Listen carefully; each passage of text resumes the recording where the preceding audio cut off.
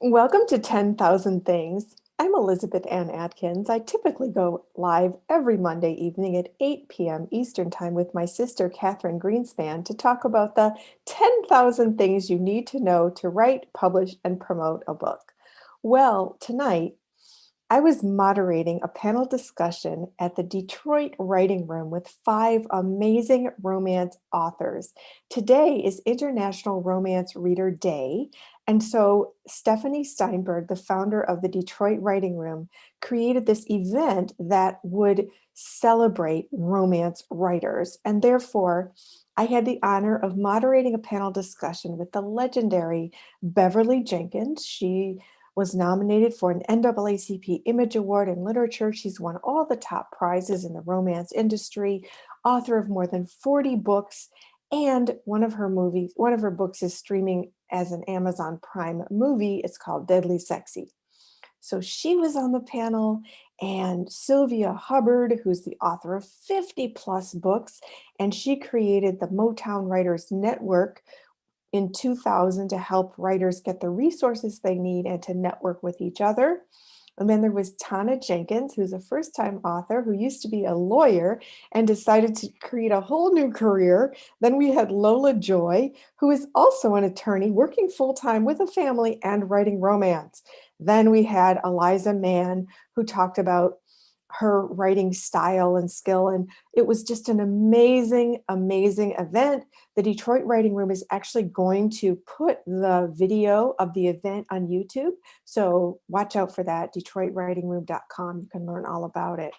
It was phenomenal. But one major thing that I took away from it was this was part of the Black Voices series for the Detroit Writing Room featuring romance authors. Now, the romance industry is $1 billion industry, but less than 10% of the authors are writers of color.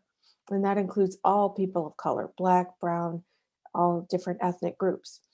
And so there is a push to diversify the romance industry. And many of our authors this evening talked about how that's being done. And each person is making a positive contribution to show stories that are about people who are loving.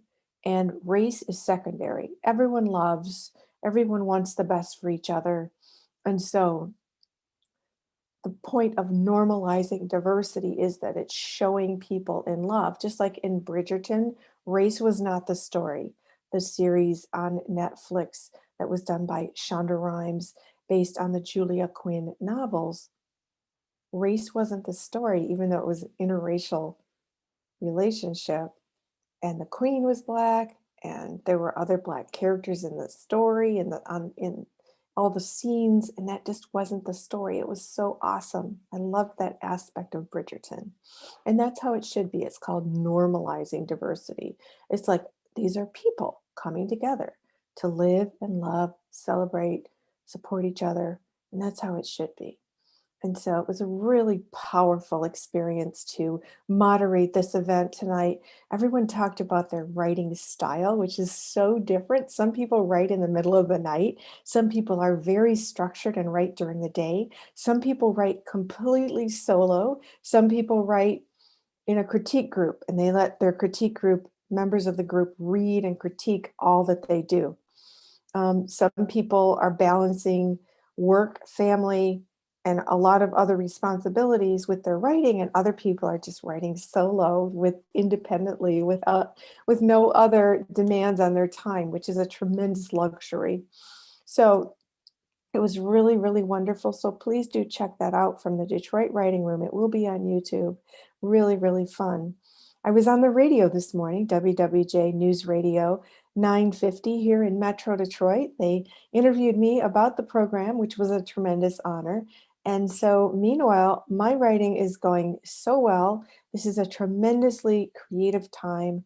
So, there was one point that one of the authors made that you're going to get all these ideas dancing in your head. And it's really, really, really important to just focus on one book and finish that one instead of the characters pulling you over here and you start writing this. And no matter how good that idea is, this book didn't get finished yet. So it's very, very important to finish a book.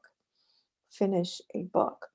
Another highlight was that research is really important when you're doing a story to make sure your characters are accurate and what they're doing is in the setting that you're creating, especially if it's historical, you have to make sure you research the history. When I wrote Twilight, not a vampire book, with Billy D. Williams, he said, let's base this book in Brazil.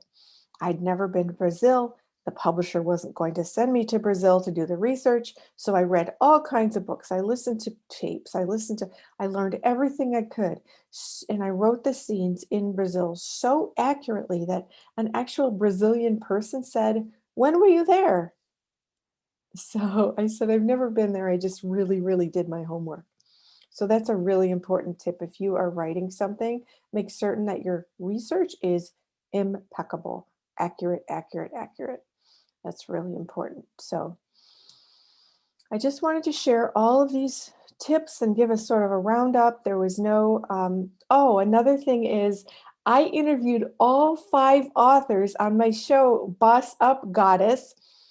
You can see them here on the channel in the Boss Up Goddess playlist. I interviewed all 5 authors who each shared their unique story, their writing tips, their insights, their epiphanies, their mission behind their writing, and each of them has a very different mission, very powerful and profound.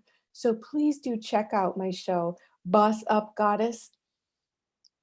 And I have the 5 romance authors that were on the panel tonight, each interviewed during a 30-minute interview on my show, Boss Up Goddess. So one other thing is my 6-month book coaching program is going full speed ahead, and it's really exciting. We just finished the February session where we talked about how to outline a book. So if you'd like to talk to me about being your book coach, I would absolutely love that. Please go to twosisterswriting.com/store and look up how I can help you as your book coach. So I'm going to keep it short and sweet because we also didn't have writer talks this week, but we will resume that next Monday at 7 p.m. because I was moderating this program between 7 and 8:30 tonight. So I hope if you're writing, if you're reading, you're having a wonderful time with your words. It's International Romance Reader Day, so celebrate romance. It's also Women's History Month, so historical romances are especially important for us to learn about how women lived years ago and how women loved in these stories that are so beautiful. So pick up a romance novel today. It will really make your heart sing, will make you feel good. It's a beautiful retreat from the headlines and all the news in the world. It's a wonderful way to just feel warm and happy and escape between the pages into a lush love story and just feel that beautiful love and enjoy the characters and how they overcome the conflict so they can have their happily ever after. I'm Elizabeth Ann Atkins. This is a real short version of 10,000 Things this week. So I wish you the best. Happy reading, happy writing, and Catherine and I will see you next week. Take care.